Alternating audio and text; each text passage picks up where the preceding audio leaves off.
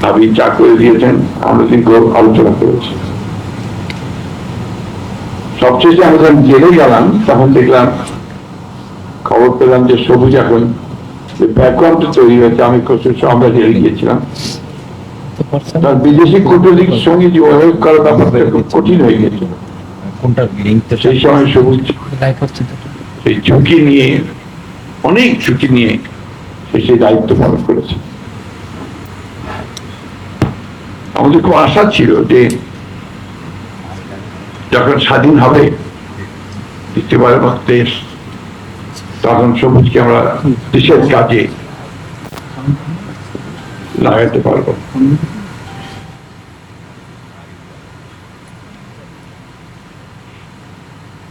সালাউদ্দিন সাহেব কিছুক্ষণ আগে যারা এই সংগ্রামে শহীদ হয়েছেন তাদের কথা স্মরণ করেছেন।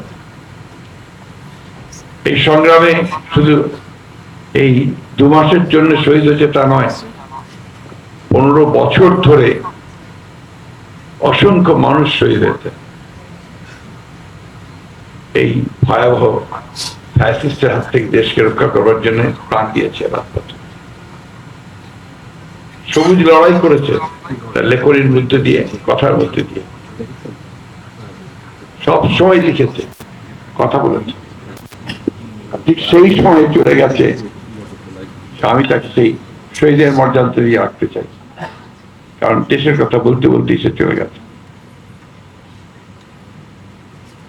এই অল্প পরিসরে এবং মানসিক এই অবস্থায় ভারাক্রান্ত মনে বেশি কথা বলতে পারা যায় না।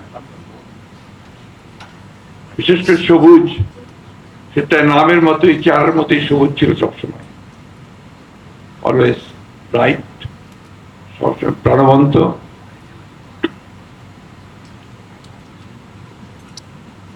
তার আত্মার মাগফিরাত কামনা করছি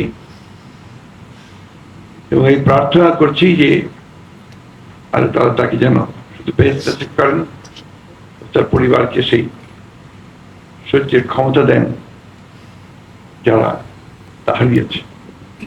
আমরা হারিয়েছি আমাদের বন্ধুকে, দেশ হারিয়েছে একজন অত্যন্ত দেশপ্রেমিক একজন কূটনীতিককে।